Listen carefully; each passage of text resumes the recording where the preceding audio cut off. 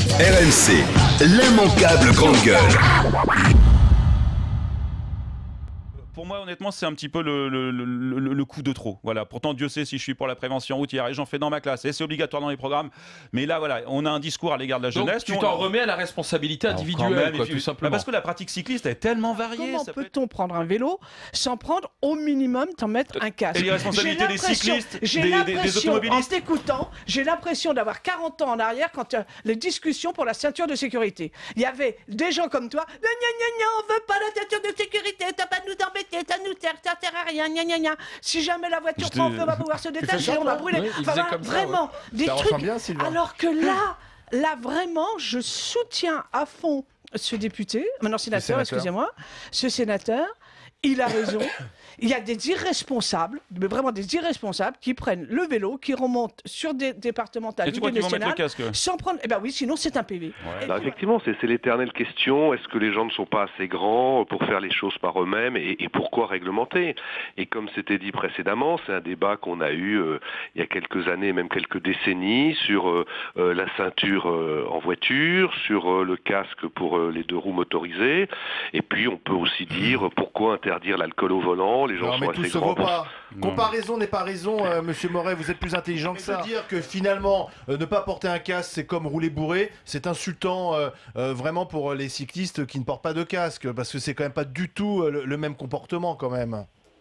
Enfin, sincèrement, hein, quand vous roulez bourré, vous mettez la vie en danger de tout le monde sur la route. Quand vous ne roulez sans casque, vous mettez votre vie en danger, c'est tout. Simplement, si on fait cette proposition, c'est parce que on voit que chaque année, il y a à peu près 5000 victimes d'accidents de vélo, qu'il y a chaque année à peu près 150 ou 160 morts, et que une grande partie de ces accidents, et surtout de leurs conséquences mortelles, pourraient être évitées s'il y avait les cyclistes qui portaient ce casque.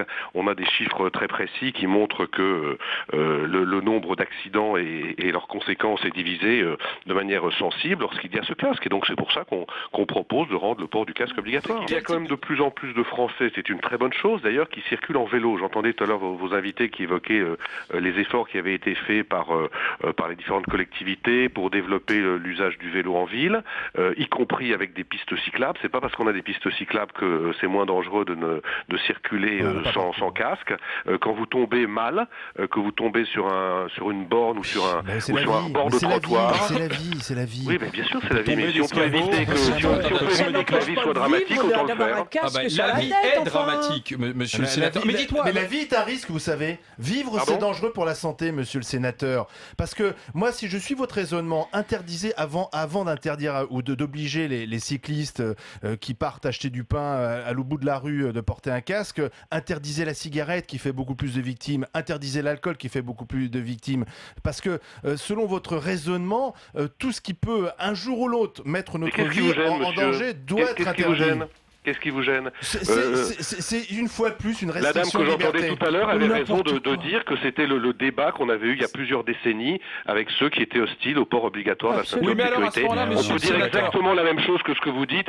C'est contraignant de mettre sa ceinture quand on va acheter une baguette de pain. Non, je suis pas d'accord, monsieur le sénateur. Il y avait 17 000 morts à l'époque. Monsieur le sénateur, c'est pas vrai. À l'époque, moi je l'ai connu cette époque quand j'étais gamin, on montait à l'arrière, c'était un scandale. Il n'y avait pas de ceinture. On se longeait même sur la plage arrière. Il y avait 17 000 morts par an. Vous pouvez dire la même chose que quand vous allez acheter du pain et là on est sur 150 cyclistes. À 50 à l'heure, il y a très peu de chances que vous ayez un accident de voiture. On peut mourir en traversant le trottoir, vous savez, monsieur le sénateur. Qu'est-ce qu'on fait en tombant de son échelle, de son Monsieur Moret, ne les écoutez pas. Non, mais cela dit, pour moi, ils sont irresponsables. Vous avez bien raison et je vous appuie. RMC, l'immanquable grande gueule.